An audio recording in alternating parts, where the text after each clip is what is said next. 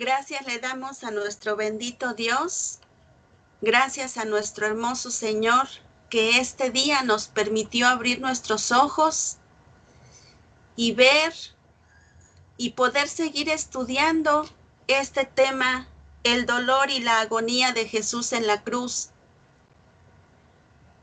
Qué hermoso es recordar en toda esta semana y cada día de nuestra vida ese sacrificio que Jesucristo hizo en la cruz por amor a la humanidad.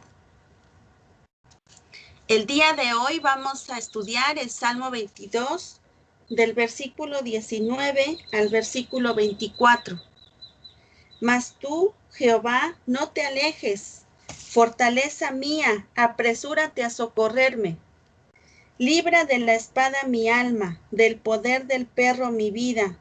Sálvame de la boca del león y líbrame de los cuernos de los búfalos. Anunciaré tu nombre a mis hermanos, en medio de la congregación te alabaré. Los que teméis a Jehová, alabadle. Los que teméis a Jehová, alabadle, glorificadle, descendencia toda de Jacob, y temedle vosotros, descendencia toda de Israel.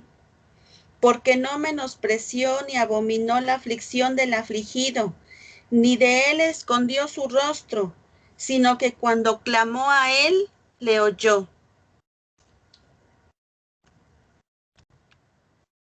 Jesucristo, a pesar de todo lo que estaba sufriendo, no estaba dispuesto a rendirse, luchando contra el dolor en la cruz. Sintiendo que su Padre lo comenzaba a abandonar, comenzamos a descubrir la grandeza de la fe. Terribles pensamientos comienzan a acechar su alma. Le acecha el misterio del abandono de su Padre. Sin embargo, él no estaba dispuesto a hundirse en la autolástima ni en la incredulidad.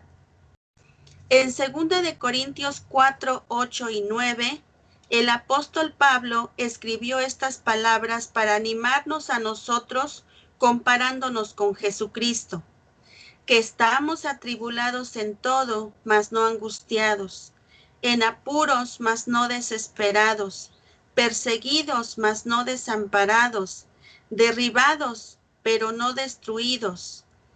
¿Quién puede decir en este día que no tiene enemigos? ¿Quién puede decir que estamos libres de problemas, que estamos viviendo en tranquilidad y paz todo el día, acostados en una hamaca, que no hay problemas, que no hay presiones ni conflictos que resolver, que no hay problemas con los hijos o con el trabajo? Pues no es así. Vivimos en este mundo lleno de valles de sombra y de muerte. Pero Jesucristo vino al mundo para decirnos que aun cuando nosotros nos sintamos rodeados de problemas, no permitamos jamás llegar a la angustia y que ésta nos domine y nos venza. Estamos atribulados en todo, mas no angustiados. Esa es la grande diferencia entre un creyente y una persona que al no soportar las presiones de la vida y la angustia y frustración necesita cocaína, droga, necesita un tequila, necesita tranquilizantes, necesita algo que lo haga huir de la realidad. No queremos enfrentar el mundo en nuestros 5 sentidos. Esta es la razón de la drogadicción y del alcoholismo. Es un mundo que está huyendo de la realidad porque es demasiado fuerte y poderosa la realidad para vivirla como seres humanos. Pero nosotros necesitamos a Dios. Ninguna droga, ningún tranquilizante podrá traer paz a nuestro corazón más que Dios en medio de la tormenta. Continúa el versículo y dice, en apuros, mas no desesperados. Cuando una persona llega a la angustia, a la desesperación, ¿qué hace? agarra una copa, un whisky, inmediatamente recurren a un anestésico para tratar de mitigar el dolor que sienten de su vaciedad, de su frustración, de no enfrentarla en sus 5 sentidos. Y Jesucristo, en su sufrimiento en la cruz del Calvario, cuando se acercaron a darle hiel amarga, era un tipo de anestésico, en una pequeña misericordia de un soldado romano, que cuando dijo Jesús, tengo sed, le quiso acercar una esponja llena de vinagre, pero Jesús no la quiso beber. Hasta el último momento, Cristo enfrentó el dolor en sus 5 sentidos. No quiso abandonar su fe en Dios y él sabía que todo era parte de un plan perfecto para Dios. Vamos a ver otro punto. Alguien pudiera decir, si yo hubiera estado en la cruz hace 2000 años y yo hubiera sido religioso y conocedor del Antiguo Testamento, inmediatamente yo hubiera cuestionado y hubiera dicho, ese no puede ser el Hijo de Dios, porque el Antiguo Testamento dice, maldito todo el que es colgado en un madero. Y si ese dice que es el Hijo de Dios y está colgado en un madero, ¿cómo puede Dios maldecir a su propio Hijo?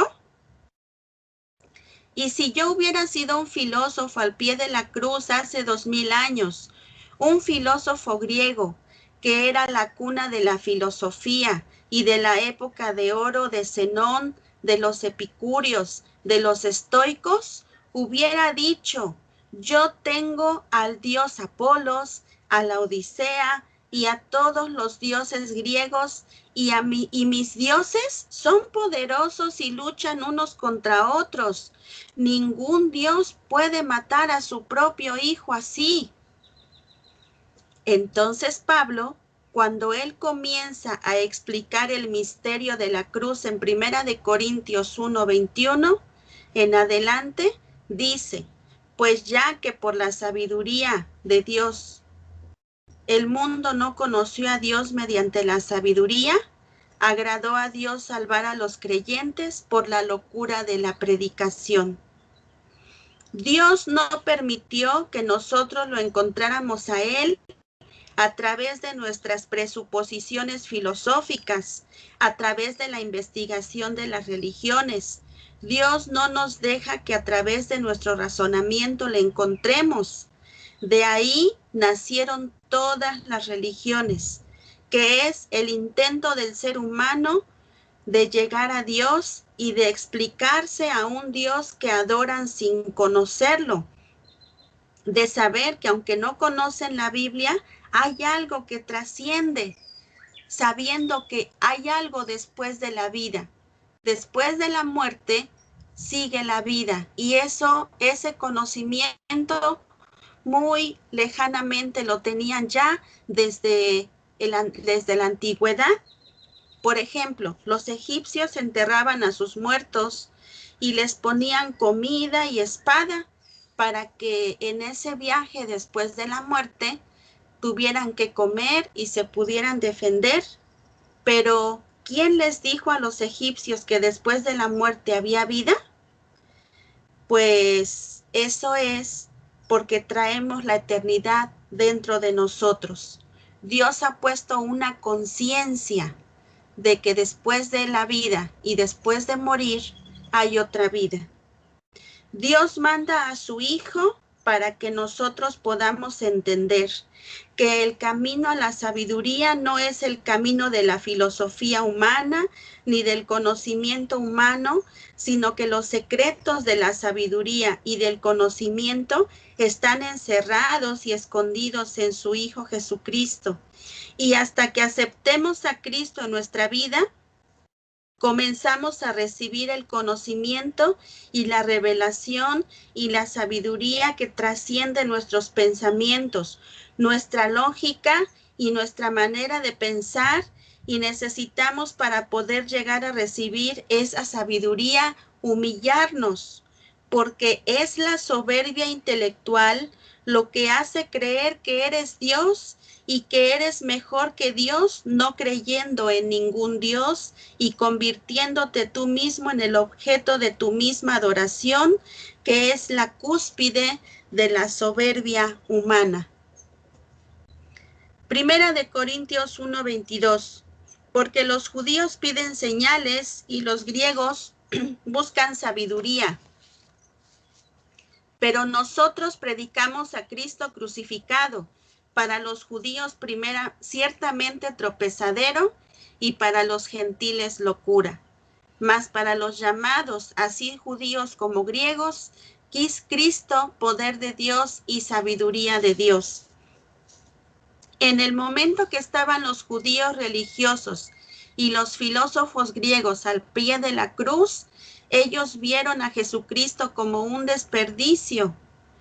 Dalai Lama en 1991 dijo: Cristo fue un perdedor porque no supo escoger a sus discípulos y dejaron que lo mataran.